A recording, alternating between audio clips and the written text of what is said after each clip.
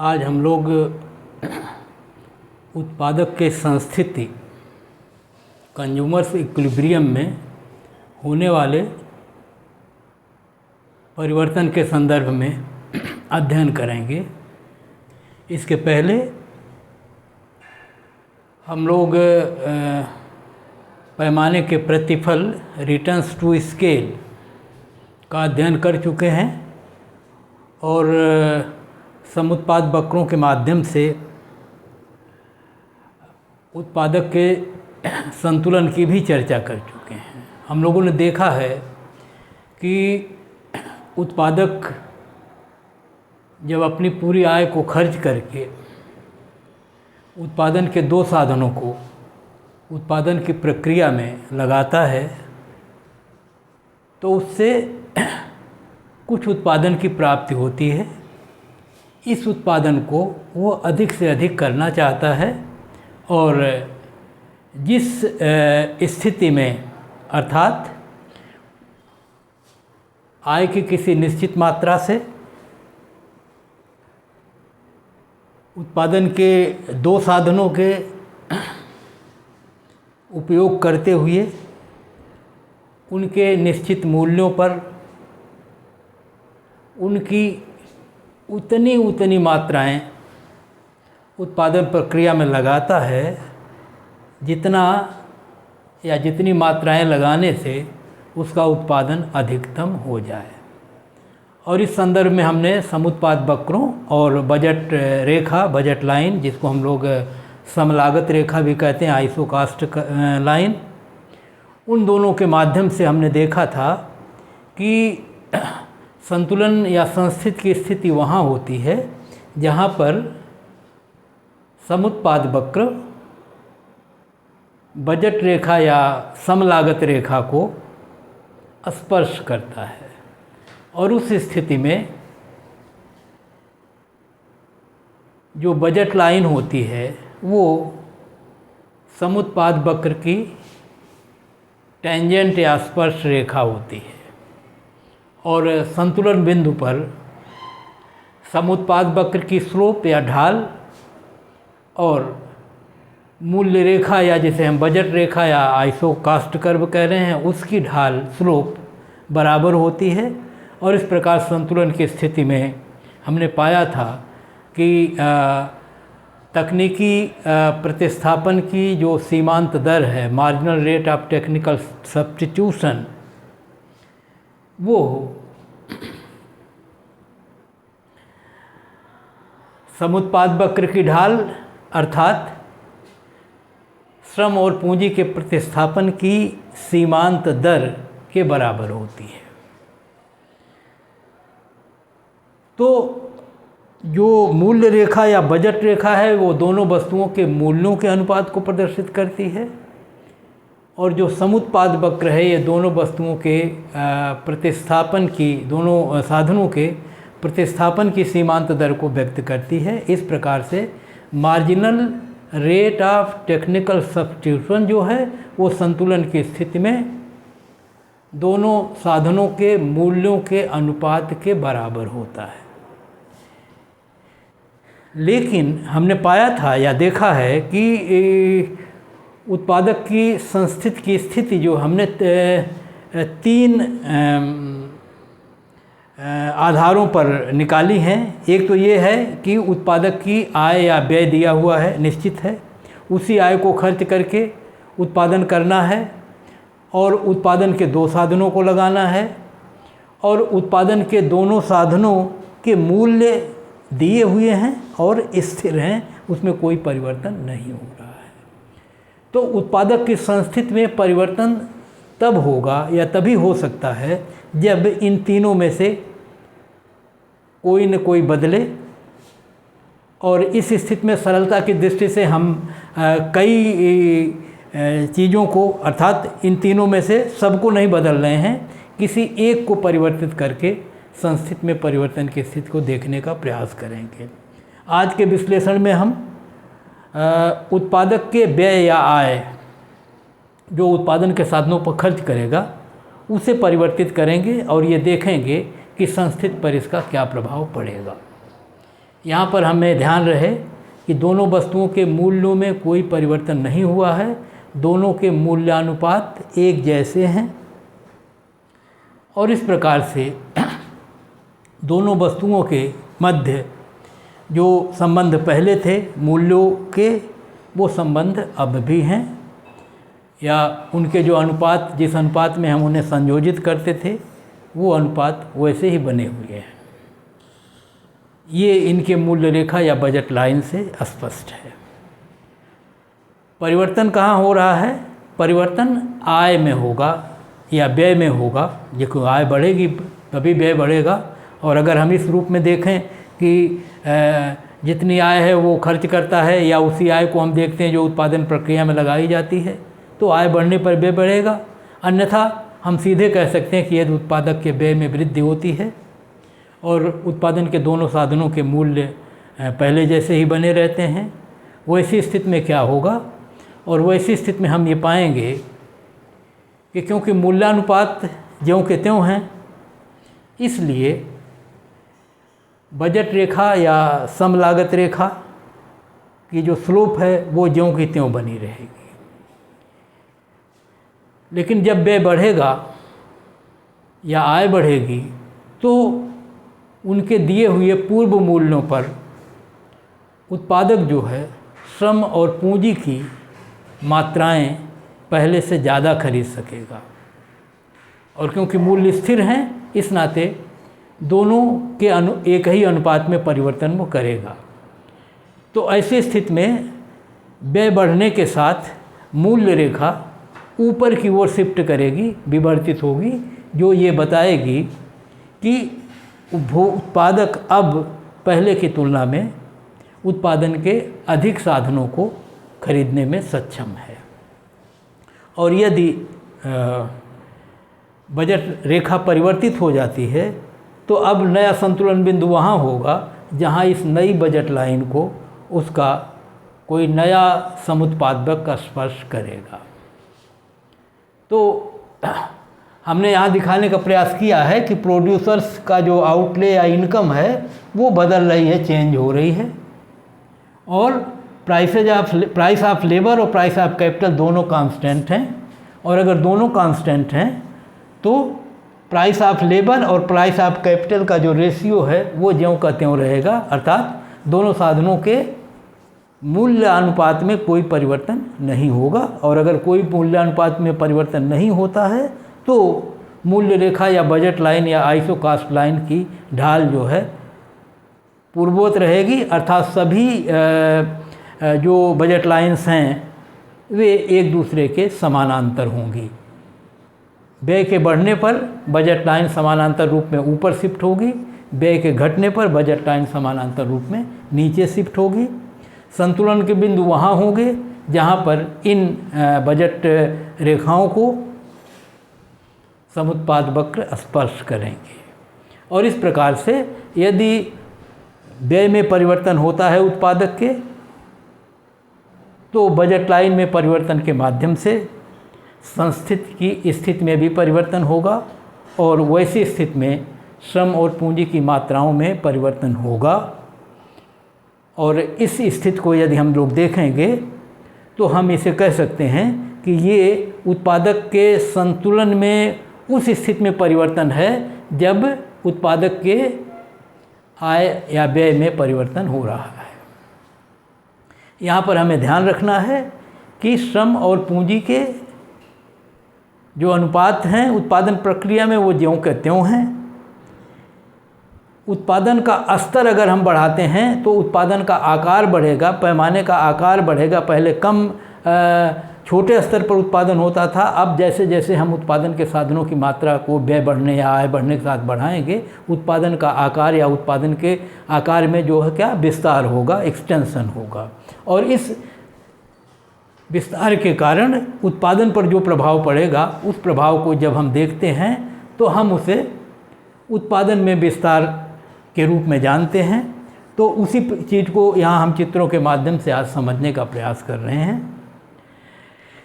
यहाँ पर अगर हम लोग प्रारंभिक मूल्य रेखा को P1L1 मान लें और ये हमारे विभिन्न समुत्पाद वक्र दिए हुए हैं। इनमें से एक समुत्पाद वक्र जो है वो IPC1 है, जो P1L1 को E1 बिंदु पर स्पर्श कर रहा है।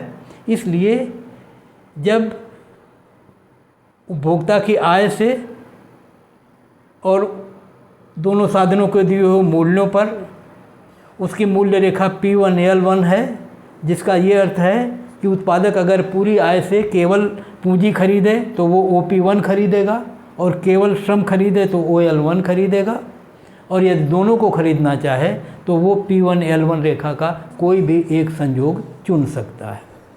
किसको चुनेगा, उस संदर्भ में बताया गया कि उस संयोग को चुनेगा जो सबसे ज़्यादा उत्पादन उसे प्रदान करेगा, और सबसे ज़्यादा उत्पादन प्रदान करने वाला बिंदु या संयोग वो होगा जहाँ पर उसकी समुत्पाद वक्र स्पर्श कर रहा होगा इस मूल्य रेखा को। ऐसा हम लोग उत्पादक के संतुलन में पढ़ चुके हैं। तो यहाँ पर E1 बिंदु जो है उसका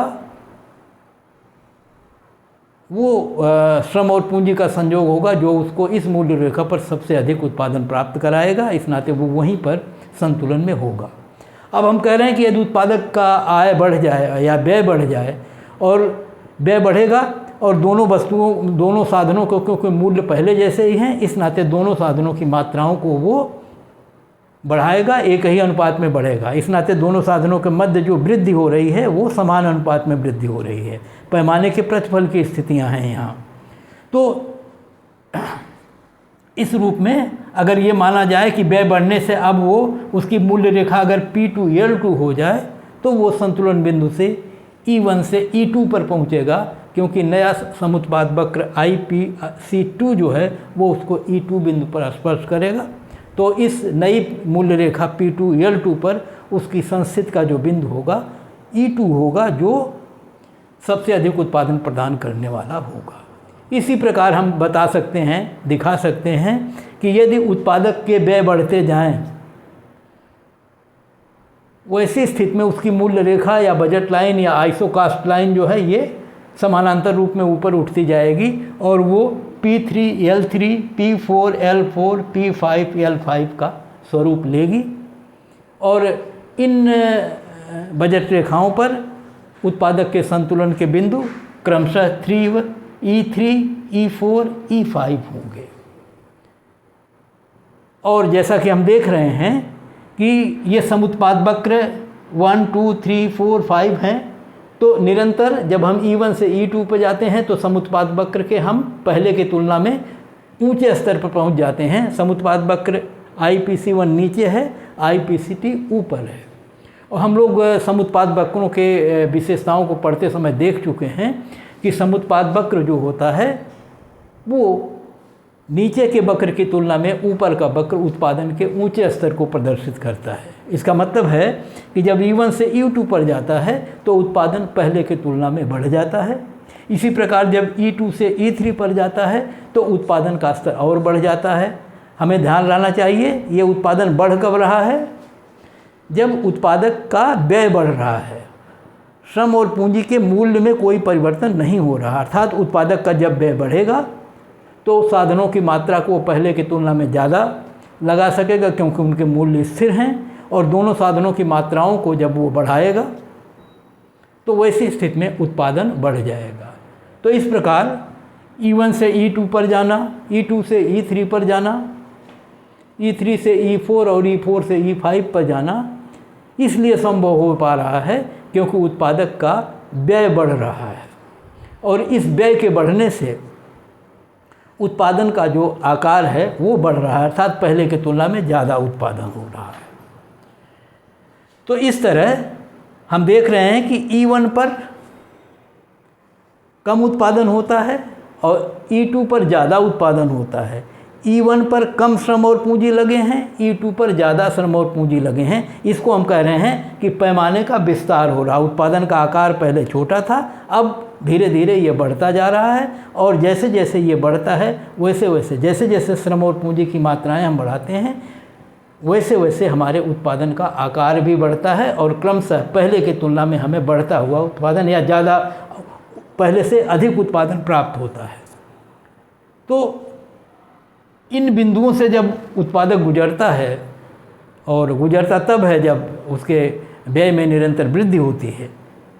वैसी स्थिति में ये उसके बढ़ने का पथ है जो उत्पादन में निरंतर विस्तार को प्रदर्शित करता है, उत्पादन के आकार में विस्तार को प्रदर्शित करता है, उत्पादन के पैमानों को छोटे स्तर से बड़े स्तर तक विस्तृत करने को प्रदर्शित करता है।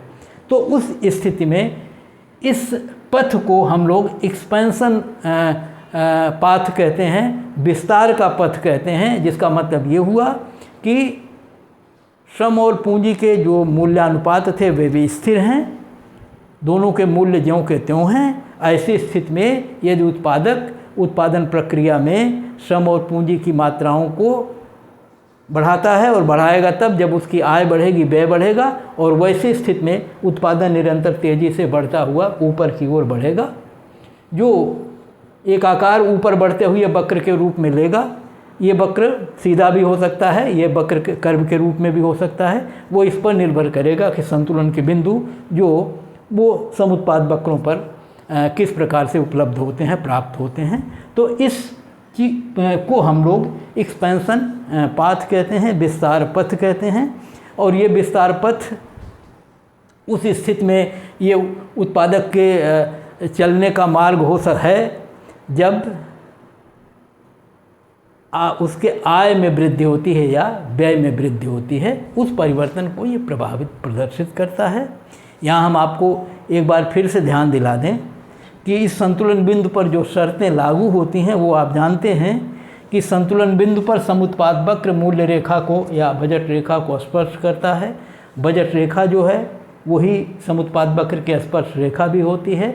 इस नाते संतुलन बिंदु पर जो बजट लाइन की स्लोप होती है वही स्लोप अनधिमान वक्र समुत्पाद वक्र की भी होती है। तो समुत्पाद वक्र की ढाल और आइसोकास्ट लाइन की जो ढाल या स्लोप है वो दोनों बराबर होती हैं, क्योंकि समुत्पाद वक्र की ढाल जो है प्रतिस्थापन की सीमांत दर या प्राविधिक प्रतिस्थापन की सीमांत दर को प्रदर्शित करता है। बजट लाइन जो है दोनों साधनों के मूल्यों के अनुपात को प्रदर्शित करती है। इस नाते इन विभिन्न संस्थित बिंदुओं पर ये शर्त लागू है या पूरी हो रही है कि प्रतिस्थापन की प्राविधिक प्रतिस्थापन की सीमांत दर दोनों वस्तुओं के मूल्यों के अनुपात के बराबर होती है। एक थोड़ा सा भ्रम की स्थितियां बच्चों में उत्पन्न होती हैं तब जब हम कहते हैं कि प्रतिस्थापन की सीमांत दर क्या है। तो हम दोनों स्थितियों में देखते हैं कि अगर हम C में परिवर्तन करें तो L में कितना परिवर्तन होगा, तो लिखेंगे डेल्टा K, कैपिटल को K से दिखाते हैं, डेल्टा K बटा डेल्टा L। और अगर हम इसका उल्टा देखते हैं कि L में परिवर्तन होने से K में कितना परिवर्तन होता है तो हम लिखते हैं डेल्टा L अपान डेल्टा K।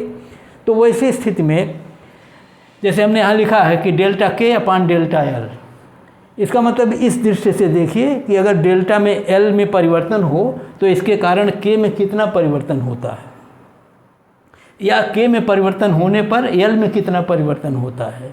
तो इसको कई तरह से लोग पढ़ते हैं। जैसे ये पढ़ेंगे हम, आप पढ़ सकते हो कि marginal rate of technical substitution, प्रतिस्थापन या तकनीकी प्रतिस्थापन की सीमांत दर उस स्थिति में जब कि फॉर K ऑफ L, मतलब K के लिए L के लिए K के प्रतिस्थापन की दर कितनी है। मतलब जब हम L में परिवर्तन करते हैं तो उसके लिए K के प्रतिस्थापन की दर कितनी है। तो यहाँ पर हम K वाले प्रतिस्थापन की दर को ऊपर लिख रहे हैं और बता रहे हैं कि L में परिवर्तन होने पर K में परिवर्तन कितना होता है। तो हम इसको कहते हैं marginal rate of technical substitution of K for L। कभी कभी इसको लिखने में, समझने में गलती हो जाती है और हम कहीं ऑफ K फॉर L या ऑफ L फॉर K में कन्फ्यूजन हो जाता है। तो जब हम ये लिख देते हैं तो अगर कहीं से कोई दूसरा व्यक्ति इसको दूसरे तरह पढ़ता है, आप दूसरे तरह से पढ़ते हो, तो वो कन्फ्यूजन ख़त्म हो जाता है। कई लोग पढ़ सकते हैं कि फॉर K ऑफ L, कई लोग पढ़ सकते हैं ऑफ K फॉर L। लेकिन जब हम ये लिख देते हैं डेल्टा K अपान डेल्टा L, तो इसका मतलब है कि डेल्टा L डेल्टा K के लिए या डेल्टा K L के लिए डेल्टा K के या K के परिवर्तन की दर क्या है, इसको डेल्टा K अपान L लिखेंगे। और जब इसको बराबर करेंगे तो ये होता है इसी को हम दूसरी भाषा में ऐसे लिख सकते हैं। वहाँ अगर दूसरे का प्रोड्यूसर विलियम वाले वीडियो को जब आप देखेंगे तो वहाँ बहुत और स्पष्ट किया हुआ है। इसका मतलब होता है कि मार्जिनल प्रोडक्ट या फेल अपॉन मार्जिनल प्रोडक्ट आपके, और अगर आपको भूल है तो याद करने की दृष्टि से देखें, अगर यहाँ के हो तो यहाँ यल होगा, यहाँ यल हो तो यहाँ के होगा, लेकिन आगे जाने पर फिर ये दोनों बराबर हैं, प्राइस ऑफ पे price of L price of के, ऐसे लिख सकते हैं। और जब इसको उलट के डेल्टा यल अपॉन डेल्टा के कर देते हैं तो यही राशियाँ उलट जाती हैं। आपको एक ही लिखना है तो दोनों, ताकि मैंने केवल इसलिए लिख दिया है कि ये जनरली हम लोग या बच्चे क्या करते हैं कि न के एल नहीं लिखते हैं, सीधे लिखते हैं marginal rate of technical substitution. तो आप वैसे भी लिख सकते हैं, बशर्ते यहाँ आगे गलतियाँ न हों। अगर आगे ऐसे लिखा हुआ है तो ये के एल या एल के नहीं लिखेंगे तो भी सही है। तो केवल इसलिए यहाँ पर मैंने लिख दिया था। तो यहाँ पर मैं आपको बता रहा था कि ये शर्त, संतुलन की जो शर्त है, ये सभी बिंदुओं पर है, और ये बिंदु पथ है जिस पर से उत्पादक उस परिस्थिति में चलता है जब वो हो उसकी आय और व्यय में परिवर्तन होते हैं, वृद्धियाँ होती हैं। हमने केवल वृद्धि को दिखाया। अगर आप वृद्धि और कमी दोनों को दिखा सकते हैं तो अपने प्रारंभिक बिंदु को कहीं बीच में रख लीजिए। आप कह लीजिए प्रारंभिक स्थिति में उत्पादक जो है P वाले P3 L3 रेखा पर और E3 बिंदु पर संतुलन में है। जब उसकी आय घट जाती है या व्यय घटा देता है तो कीमत रेखा नीचे सरक जाती है, जब आय बढ़ जाती है तो ऊपर सरक जाती है। और ऐसी स्थिति में उसके संतुलन के बिंदु ये आप दिखा लीजिए जहाँ जहाँ उसके समुत्पादक उसको स्पर्श करते हैं, और फिर उन बिंदु पथ को आप बना लीजिए। तो इसको हम लोग विस्तार पथ का नाम देते हैं। तो ये एक तरह से जो जब हम लोग अनधिमान वक्र या इंडिफरेंस कर पढ़ रहे थे तो वहाँ हमने इनकम इफेक्ट पढ़ा था, और वहाँ ये देखने का प्रयास किया था कि जब आय में वृद्धि होती है या परिवर्तन होता है तो उपभोग पर उसका क्या प्रभाव पड़ता है। तब वहाँ हम उसको आय उपभोग वक्र कहते थे। वही चीज़ यहाँ पर भी है। जब उत्पादक की आय में परिवर्तन होता है या वृद्धि होती है तो उसके फलस्वरूप उसके संतुलन पर क्या प्रभाव पड़ता है, उस संतुलन पर प्रभाव पड़ने के कारण उत्पादन पर क्या प्रभाव पड़ता है। तो एक तरह से अगर मैं उसी चीज़ को ट्रांसलेट करूं तो हम लोग वहाँ कहते थे आय उपभोग वक्र, तो हम एक तरह से कह सकते हैं ये आय उत्पादन वक्र है, जो ये बताता है यदि उत्पादक के आय में वृद्धि होती है तो इसके फलस्वरूप उसके उत्पादन में क्या होता है, वृद्धि होती है। और अगर वो वृद्धि होती है तो किस तरह की होती है। तो वही चीज़ यहाँ पर भी दिखाने का प्रयास किया गया है कि जैसे जैसे आय बढ़ती है वैसे वैसे उत्पादन का स्तर भी बढ़ता जाता है, और इस प्रकार से आय और उत्पादन के स्तर के बीच जो है वो धनात्मक संबंध है। इसी को हम लोग एक्सपेंशन पाथ या विस्तार पथ के रूप में भी जानते हैं।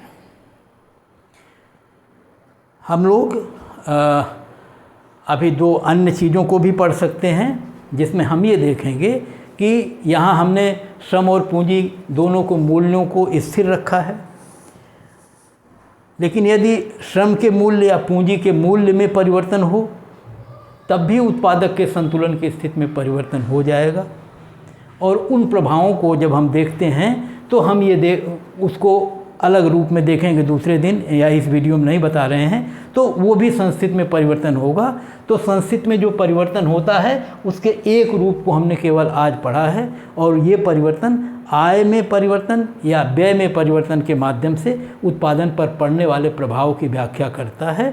और इसको हम विस्तार पथ के रूप में भी इस उत्पादन के चैप्टर के अंतर्गत पढ़ते हैं। तो आज का ये वीडियो यहीं समाप्त करते हैं, जो विस्तार पथ के रूप में है, या एक तरह से आय का उत्पादन के प्रभाव के रूप में हम इस प्रभाव को देखते हैं। अगले वीडियो में हम देखेंगे कि यदि श्रम या पूंजी के मूल्य में परिवर्तन होता है तो उत्पादक के संस्थिति में जो परिवर्तन होगा वो क्या प्रदर्शित करेगा, कि उत्पादन पर या श्रम और पूंजी की मात्राओं पर इनके किस तरह के प्रभाव पड़ते हैं। उस प्रभाव को हम फिर देखेंगे। तो आज का वीडियो यहीं समाप्त करते हैं। धन्यवाद।